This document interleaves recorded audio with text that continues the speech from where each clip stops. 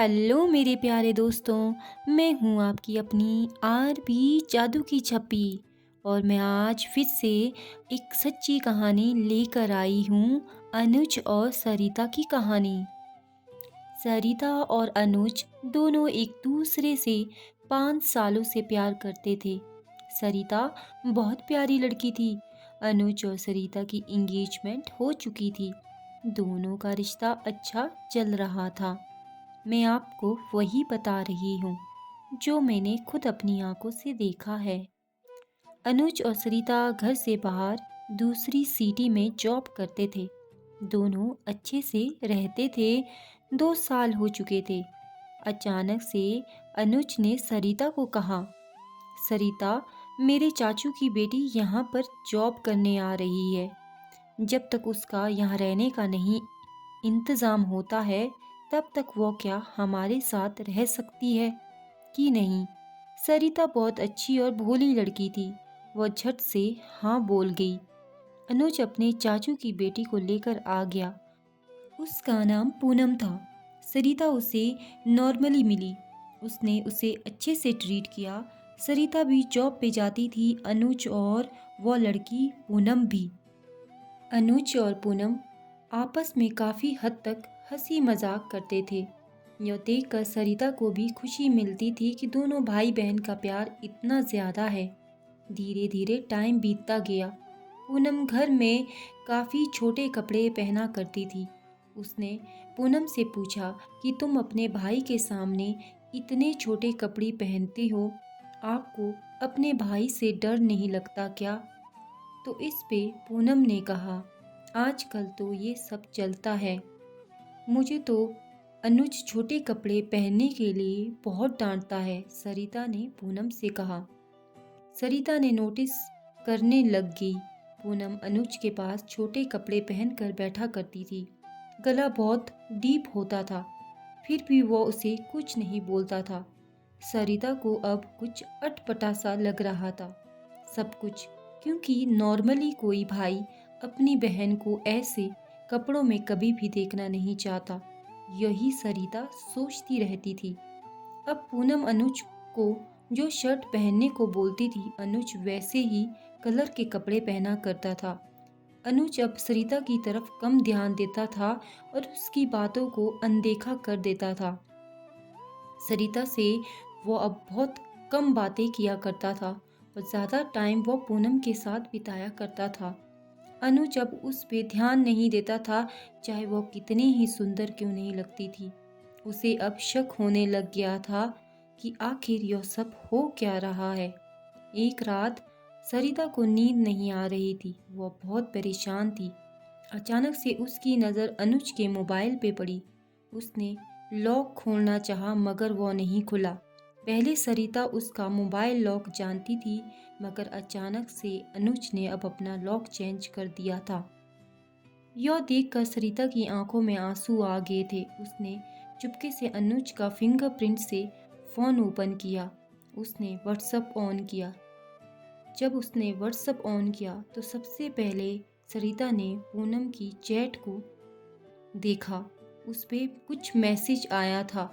सरिता ने वो chat open करी तो वो देखकर सन रह गई। उसमें अनुज और पूनम की इतनी गंदी चैट देखी कि उसे समझ नहीं आया कि चाचा की बेटी इस तरह से कैसे रिश्ता हो सकता है एक भाई बहन के साथ। उसने पूनम की तरफ देखा जो सामने वाले बेड पे सो रही थी। उस रात वो पूरी रात नहीं सोई। उसने सोच लिया था कि वो इनको कुछ नहीं बोलेगी। सुबह उठकर वो नॉर्मली ही बिहेव दोनों के साथ कर रही थी। उसने सोच लिया था कि वो पूरी तह तक जाएगी। उसने सबसे पहले अनुज के छोटे भाई को कॉल किया। अनुज का छोटा भाई सरिता की बहुत इज्जत करता था। वह उसे दिल से अपनी भाभी मानता था। जब अनुज के छोटे भाई ने सरिता को बताया कि पूनम उनके दूर के रिश्तेदार यानी दूर के रिश्ते में चाचा की बेटी है जो सगे में ही आते हैं, तो वह हैरान थी, ऐसा कैसे हो सकता है। अब बस वह एक मौके की तलाश में थी कि कब इनको रंगे हाथ पकड़ सकूं। एक दिन संडे था। उस दिन पूनम, सरिता और अनुज घर पर थे। सरिता तैयार हो रही थी। अनुज ने कहा, तुम कहाँ जा रही हो? सरिता ने कहा, आज मेरी ड्यूटी है तो मुझे आज आने में थोड़ा लेट हो जाएगा। तो अनुज ने कहा, ओके तुम जाओ और आने से पहले मुझे कॉल कर लेना। सरिता ने कहा, ठीक है अनुज, मैं तुम्हें कॉल कर दूंगी। सरिता वहाँ से निकलकर सीधा मेरे घर पर आई। उसने मुझे पहले ही सब बता दिया था। आज इन दोनों को रंगे हाथों पकड़ने का सरिता के पास एक सुनहरा मौका था। सरिता काफ़ी टाइम तक मेरे पास बैठी रही। कम से कम 2 घंटे हो चुके थे। सरिता ने सोचा कि अब मुझे जाना चाहिए, यही सही मौका है। उसके बाद वो अपने घर चली गई। उसने दरवाज़ा खटखटाया मगर कोई अंदर से आवाज़ नहीं आई, ना किसी ने दरवाज़ा खोला। सरिता ने बार बार दरवाज़ा खटखटाया और डोर बेल भी बजाई मगर कोई सुना नहीं। अनुज 5 मिनट के बाद दरवाज़ा खोला। अनुज जैसे दरवाज़ा खोला, उसने सरिता को देखा तो उसके झटके से दरवाज़ा बंद किया। अनुज की बॉडी पे शर्ट नहीं थी। सरिता समझ चुकी थी कुछ तो गलत है। उसने जोर लगाया। सरिता काफ़ी हट्टी कट्टी थी। उसने झटके से दरवाज़ा खोला। जब वो अंदर गई तो वहाँ का नज़ारा देखने वाला था। सामने कुछ बियर की बोतलें पड़ी थी और जो उसने देखा वो देखकर हैरान हो गई। पूनम शराब के नशे में अंदर बेड पे न्यूड पड़ी थी। जल्दी से पूनम ने कपड़े पहने और अनुज ने भी। फिर सरिता अपना आपा खो गई। उसने अनुज को गले से पकड़ा। अनुज, शर्म नहीं आती अपनी बहन के साथ इतना गंदा काम? मुझे धोखा दिया। पूनम, तुमने भी मेरे साथ इतना गलत किया। पूनम आई और बोली, ऐसा कुछ नहीं है। सरिता को गुस्सा आया और सरिता ने पूनम को थप्पड़ मारा। तो यह देखकर पूनम और अनुज को बहुत गुस्सा आया। पूनम ने भी फिर सरिता को मारना शुरू किया और अनुज ने भी सरिता को बहुत मारा। सरिता चीखने लग गई। सरिता की बॉडी से खून ही खून निकलने लग गया। लोग इकट्ठा हो गए वहाँ पर। मैं भी वहाँ पहुँची। मैंने सरिता की हालत देखकर उसे और 2 लड़कियाँ हमारे साथ आई और सरिता को डॉक्टर को दिखाया। फिर मैं उसे घर लेकर आई।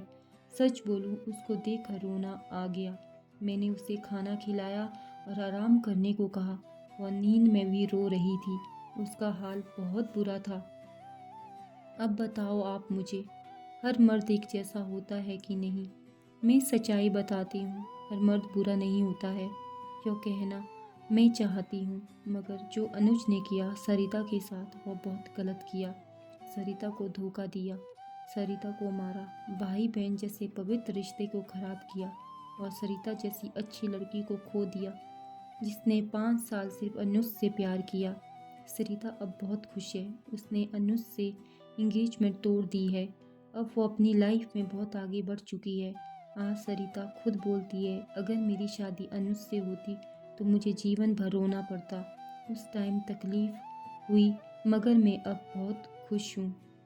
सरिता आज बहुत खुश है मगर एक बार टूटा विश्वास वो कभी किसी पे नहीं कर पाएगी। जब मैंने उससे पूछा तो उसका बहुत पॉजिटिव आंसर था। सरिता बोली, हर मर्द एक जैसा नहीं होता है और एक दिन मुझे भी वो मिलेगा जो मेरी इज्जत करेगा और जो मेरा विश्वास कभी नहीं तोड़ेगा।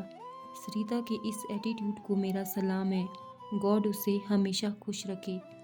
फिर मिलते हैं एक नई सच्ची कहानी के साथ। दोस्तों, कभी किसी के साथ धोखा नहीं करना चाहिए, क्योंकि अगर हम किसी के साथ धोखा करते हैं तो एक दिन वही धोखा हमें वापस आता है।